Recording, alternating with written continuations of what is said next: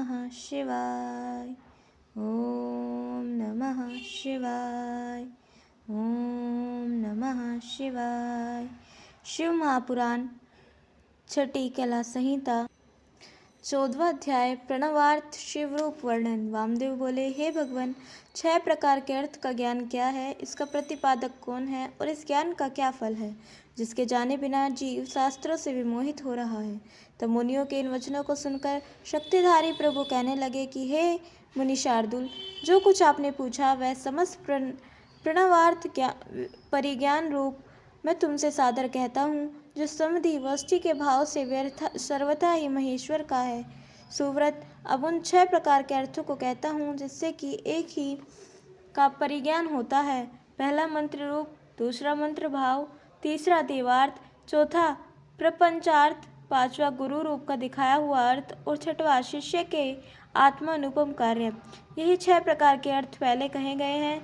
हे मुनि सप्तम, पहले उस मंत्र स्वरूप को सुनिए जिसके कि विज्ञान मात्र से पुरुष ज्ञानी हो जाता है। पहला स्वर अकार है, जिसके बाद पांचवा उकार पड़ता है और इसी प्रकार परवर्ग का अंत मकार, यही बिंदु और नाद है। यही समष्टि रूप है और इसी को वद में ओमकार कहा गया है। इसी प्रकार नाद भी सबकी समष्टि है और अकार उकार मकार ये सब बिंदुओं की आदि में है। यही वष्टि रूप से चिद हुआ ओमकार शिव का वाचक है।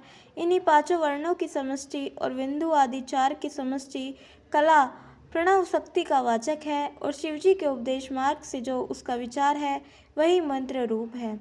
इसी को प्रणव राज कहते हैं, जो शिवजी का ही रूप है। इस प्रकार से शिव महापुराण 6वीं कैलाश संहिता का 14वां अध्याय समाप्त। 15वां अध्याय उपासना मूर्ति वर्णन।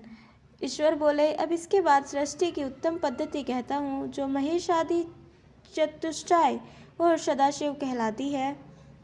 वही समष्टि प्रभु आकाश के अधिपति हैं और उन्हीं का महेश आदि 4 रूप इसी की व्यष्टि हैं।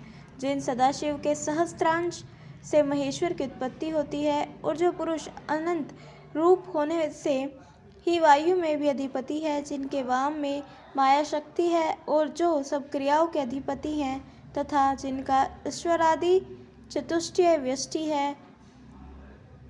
ईश्वेश परमेश्वर और ईश्वरेश्वर, परमेश्वर और सर्वेश्वर, यही श्रेष्ठ तिरोभव भी 2 प्रकार का होता है, एक रुद्रादि गोचर, दूसरा जीव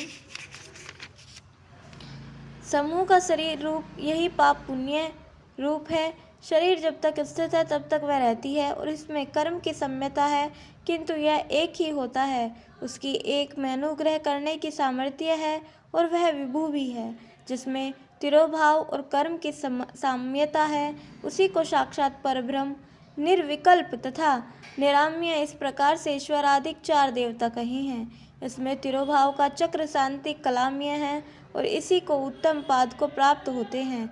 हे मुनियों, अधिक कहने से क्या मैं सार कहता हूँ, यही निश्चय जानो कि शिवजी सर्वशक्तिमान है। इस प्रकार से शिव महापुराण 6वीं कैलाश संहिता का 15वां अध्याय समाप्त। बोलिए उमापति महादेव की ही जय।